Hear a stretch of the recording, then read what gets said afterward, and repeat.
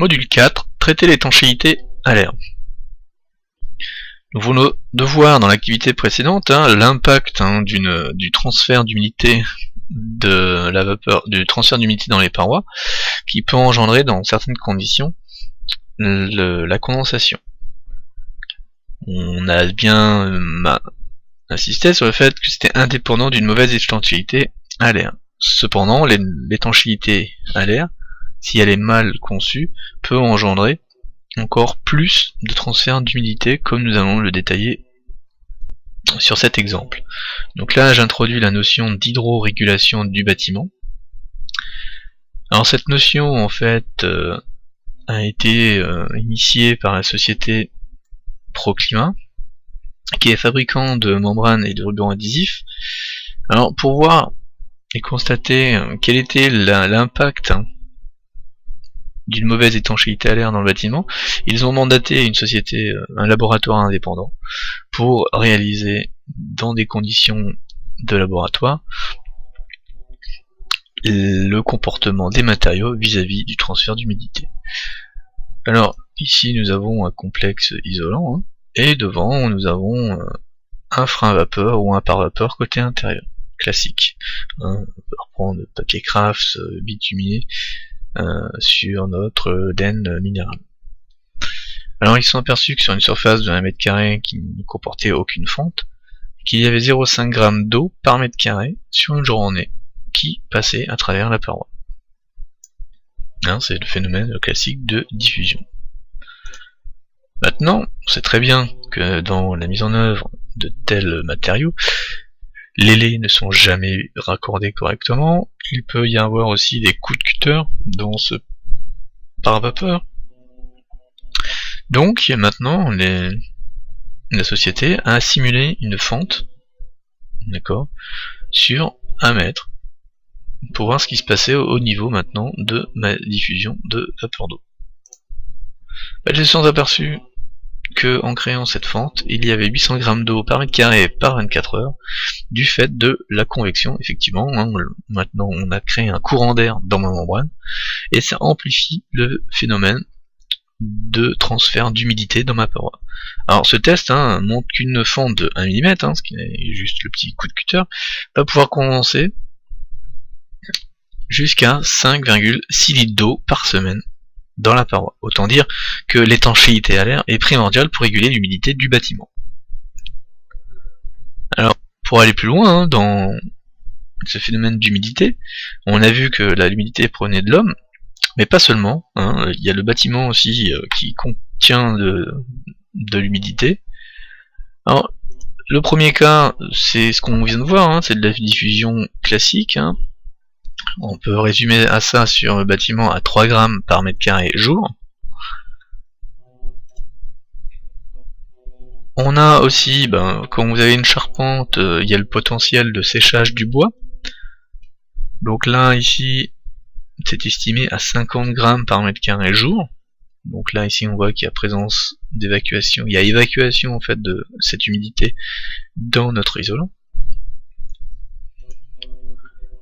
Le troisième cas, c'est la diffusion latérale. Donc là, quand vous êtes en maçonnerie, forcément l'humidité est contenue dedans, ça aspire l'humidité et ça va diffuser dans notre paroi. Donc ça, c'est 30 g par mètre carré. Si nous faisons la somme de ces 3 cas de diffusion, on arrive à un total de 83 g par mètre carré jour, ce qui est à mettre en parallèle avec notre petite fente de 1 mm qui elle nous amène 800 g par mètre carré jour. Bon, vous voyez que ces 3 phénomènes sont maîtrisables dans le bâtiment.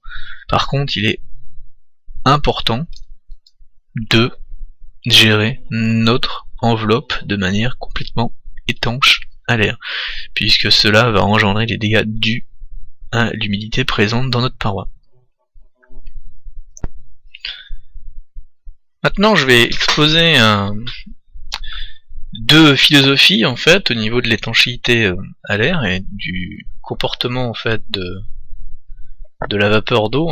Est-ce que je la bloque à l'intérieur, ici, Ça c'est typiquement la notion de par vapeur. Ou alors je la laisse se diffuser de manière qu'elle aille complètement sortir de mon bâtiment. Donc c'est ces deux notions en fait qui s'opposent, enfin, qui sont comme ça, qui s'appellent la notion de par vapeur et la notion de frein à vapeur. C'est pour ça que vous verrez en fait plusieurs fabricants parler de frein vapeur ou de par vapeur. Alors cette notion, cette barrière entre l'un et l'autre, elle est définie par la valeur SD de ces matériaux. Il faut comprendre que un SD, la barrière a été fixée à 18, un SD de 18. Au-delà d'un SD de 18, le matériau est considéré comme par vapeur. En dessous d'un SD de 18, vous êtes considéré comme un frein vapeur.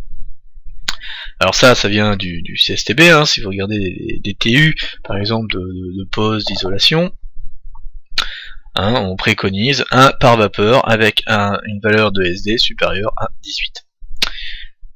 Donc là on a deux voies, pour tout ce qui est marché public, forcément vous serez obligé de mettre un SD supérieur à 18 puisqu'il faut respecter le DTU. A l'inverse, en maison individuelle, vous n'êtes pas obligé de respecter ce cadre là en insistant au niveau de la diffusion. Alors j'ai expliqué un peu le cas.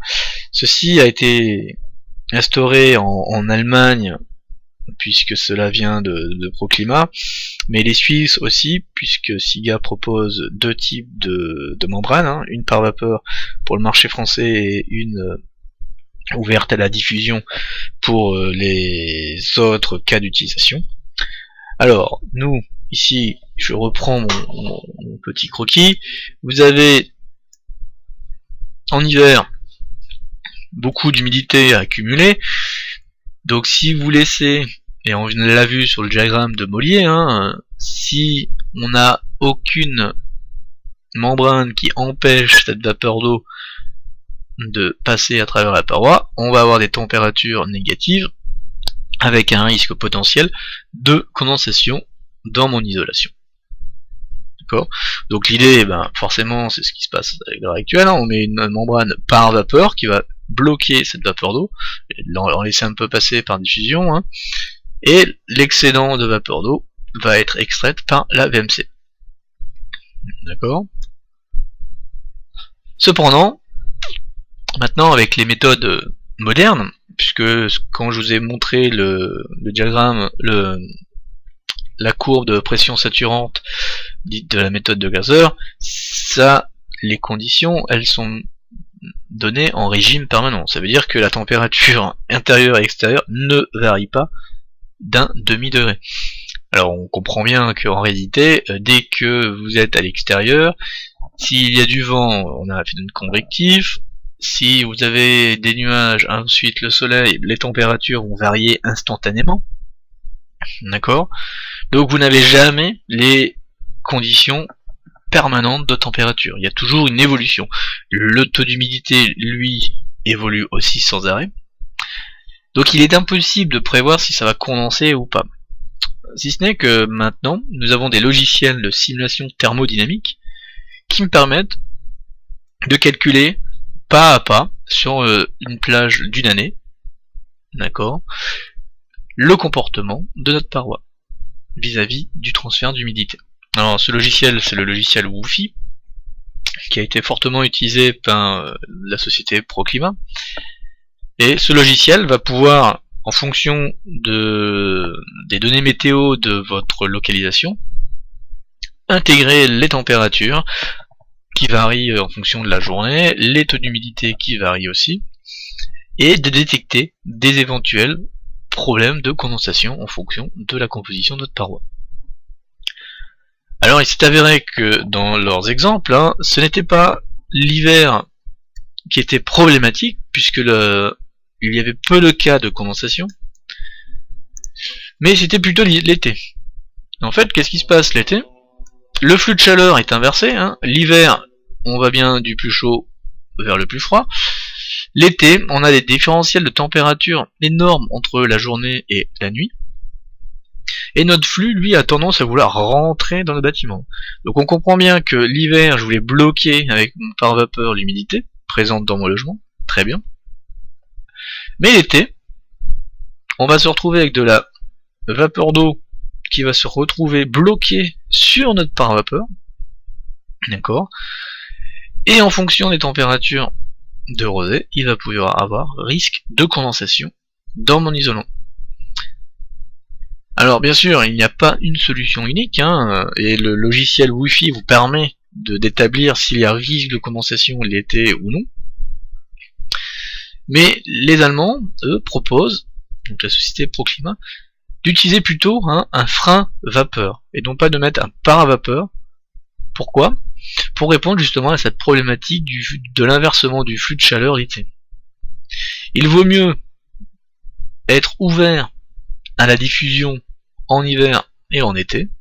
De toute façon, la vapeur d'eau, si c'est calculé de manière correcte, va pouvoir s'évacuer par l'extérieur, à condition ici d'avoir un pare-pluie ouvert à la diffusion, c'est les membranes HPV maintenant, hautement perméables à la vapeur d'eau. Et en été, je ne coince pas ma vapeur d'eau.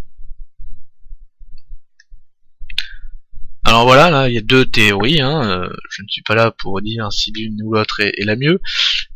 Toujours est-il que pour des marchés publics, le pare-vapeur est obligatoire. Ensuite, chacun fera son idée en fonction des matériaux. Alors vous verrez sur la plateforme Praxibat les différents matériaux. Ils se ressemblent assez, c'est au niveau structurel que les membranes vont changer.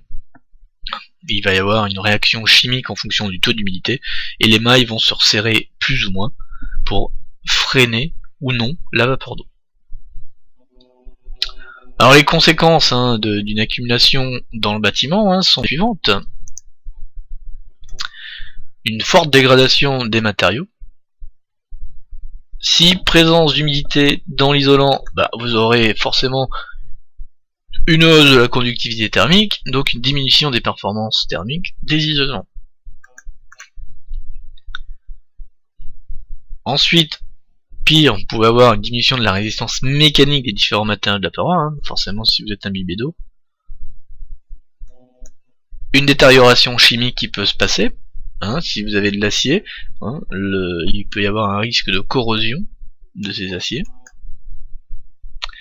Une détérioration de la qualité de l'air, puisque s'il y a apparition de condensation, il y aura forcément apparition de champignons de salpêtre, donc votre qualité de l'air intérieur sera dégradée fortement. Et un inconfort lié à l'accentuation des parois froides, bien sûr, puisque vous faites chuter votre résistance thermique.